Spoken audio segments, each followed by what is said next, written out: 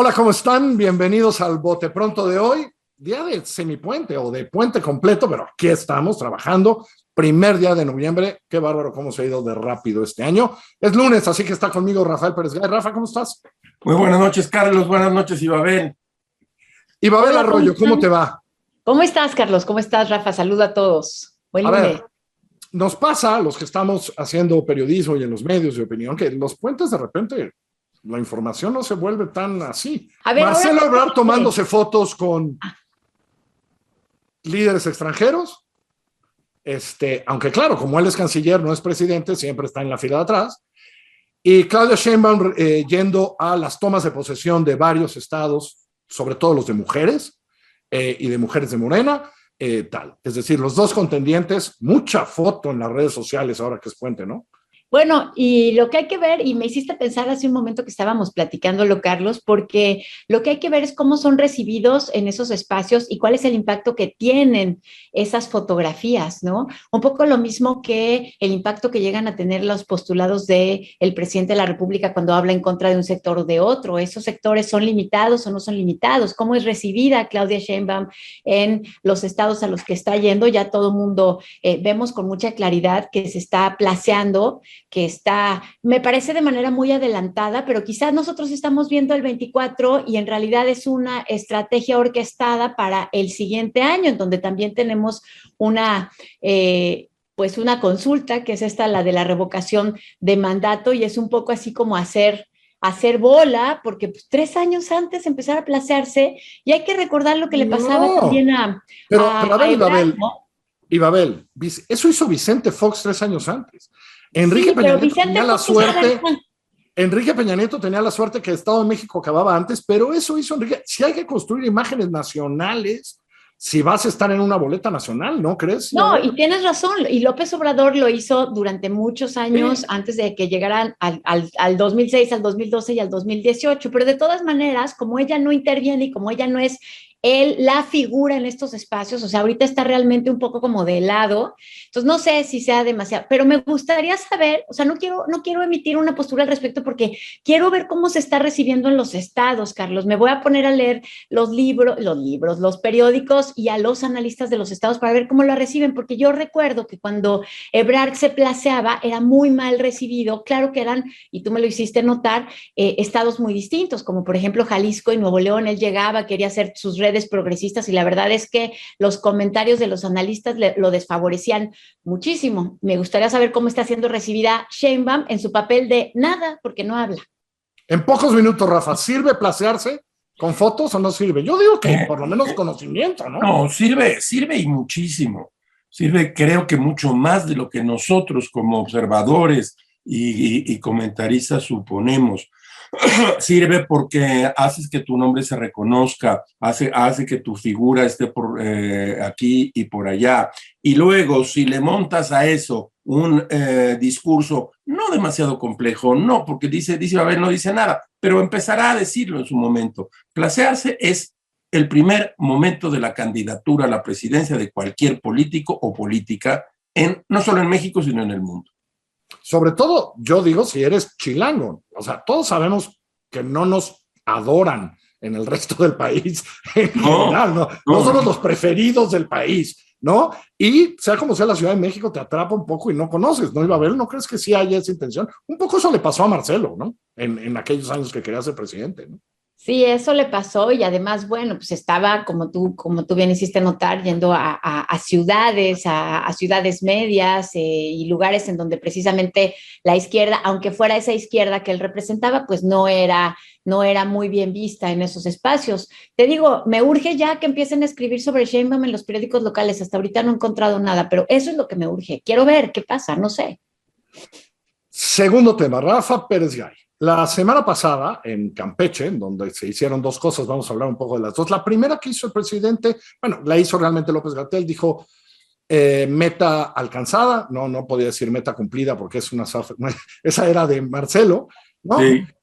Básicamente con el 70% y pico de los mexicanos adultos mayores de 18 con una dosis, menos con las dos dosis. Evidentemente presionado porque había una promesa de hace algunos meses de a finales de octubre vamos a tener a todo mundo. No es todo mundo, es ese porcentaje por razones múltiples. Puede ser. ¿Querías hablar de eso, Rafael? Bueno, primero celebro que efectivamente en la República Mexicana y en especial en la capital del país, las muertes vayan a la baja y los contagios también. 350 o 400 muertos siguen siendo muchos muertos, pero efectivamente, al parecer, la pandemia tiende a la baja. Esto no quiere decir en ningún sentido que hayamos tenido un éxito en nada que tenga que ver con la pandemia, y esa es mi opinión. No hay ninguna misión cumplida. No prodiguemos elogios a lo menos que puede hacer un gobierno, que es vacunar a todos aquellos que pueda vacunar. De hecho, nosotros llegamos tarde a la vacuna. Y sigo pensando que el manejo de la pandemia en México, y sobre todo la presencia del subsecretario de Salud, Hugo López-Gatell, fue al menos irresponsable. Ahora vienen los números del INEGI, que ustedes dos deben conocer incluso mejor que yo. Son muchísimos más los muertos de los que ya suponíamos. México está de luto. Hoy es Día de Muertos. México está de luto. La cantidad de huérfanos que quedaron por el COVID es inigualable. Y estamos entre los principales países con más muertos. Déjenme que agregue lo siguiente. No creo que se haya manejado de un modo responsable. El presidente de la República nunca se puso un cubrebocas, salvo cuando subía a los aviones. A los aviones. Salvo en los aviones.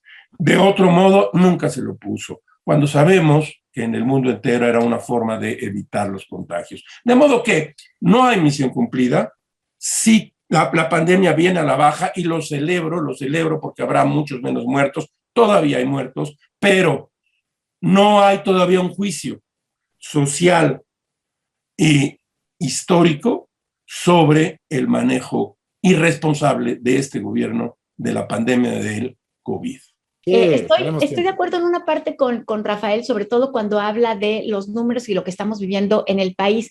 No sé si estoy tan de acuerdo, Rafael, cuando hablas de lo del juicio, porque me parece que esa es un poco como la misma lógica del discurso presidencial, que es, bueno, ahora tenemos una misión cumplida, y luego nosotros de este lado, no es cierto, no lo han hecho bien, cuando en realidad lo importante es que sigamos poniendo el tema de la pandemia, como bien lo hiciste ahorita, en la mesa, porque no se ha acabado. Es muy probable que, dada la cantidad de personas que siguen sin estar vacunadas y que son muchas que son menores de edad, pero eso no significa que no se pueda seguir reproduciendo el virus, y por lo tanto que podamos tener alguna variante que sea más peligrosa. Entonces creo que efectivamente no hemos salido. ¿Cuál misión cumplida? Pero antes del juicio, creo que ahorita todavía estamos en medio de una pandemia, y que no se nos olvide, no hemos salido.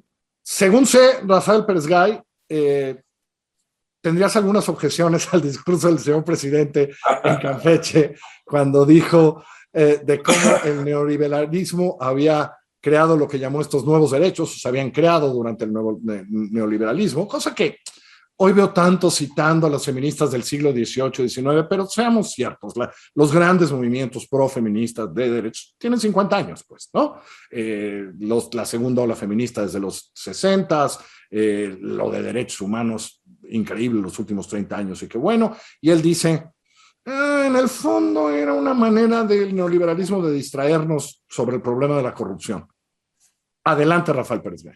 Yo no puedo sino mostrar aquí ante ustedes, a quienes nos están viendo, mi asombro ante un discurso tan regresivo, tan antidemocrático, y voy a utilizar una palabra, tan reaccionario como el que el presidente utilizó en Campeche.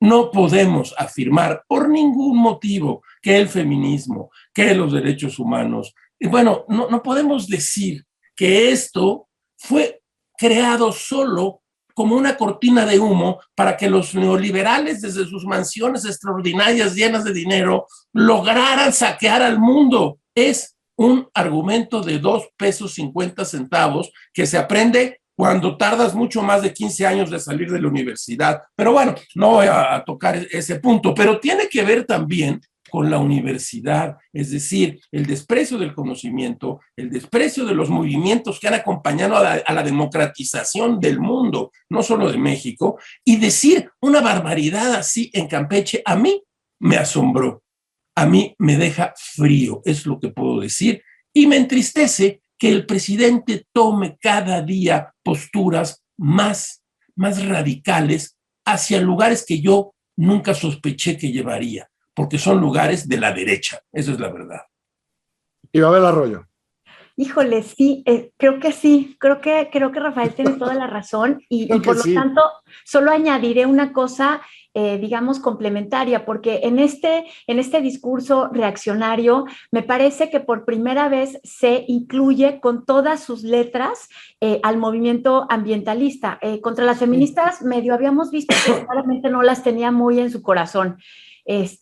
Pero a los ambientalistas no los había mencionado, ese es un elemento nuevo y me llama la atención porque justo es en el contexto de COP26 y me puse a ver algunos datos y veo que además al presidente... Y nada más déjame rápido, te interrumpo, tienes razón porque la respuesta viene de una pregunta sobre el Tren Maya y las quejas de ambientalistas. Sí, eso adelante, adelante, Ibabel, perdón la interrupción. No, qué bueno que lo señalas, porque me parece que además le reditúa al presidente porque estaba viendo los indicadores, hay algunos índices de cómo son nuestros valores ambientalistas en México, o sea, a quién le preocupa, y parece ser que está muy localizado en las clases acomodadas, que son el blanco del presidente normalmente. Ok, eso por un lado, o sea, que políticamente le reditúa, pero al país le hace un daño enorme porque somos uno de los países más contaminantes del mundo y además estaba viendo también cuántos ambientalistas han sido asesinados en México, siempre estamos viendo los periodistas y resulta que éramos el 6º lugar hace 2 años, en 2018, y hoy, en el 2020, somos el 2º lugar en donde más ambientalistas se asesinan y principalmente tiene que ver con la tala de bosques, que por cierto estamos perdiendo a pasos agigantados independientemente de los programas, o a lo mejor a causa de, no lo sé, los programas de Sembrando Vida. Solo lo quiero dejar allí porque es muy grave lo que está sucediendo en el terreno con nuestro medio ambiente y al mismo tiempo, pues que el presidente solo se fija en que le reditúe políticamente, ¿no? Rafa, te mando un abrazo muy grande hasta allá. Otro para ti, mi querido Ibabel. Un beso, Ibabel. Gracias por vernos. Ni modo, me guardo la calavera que les había hecho. No, por Dios, no. Eso es en otros lugares. Gracias.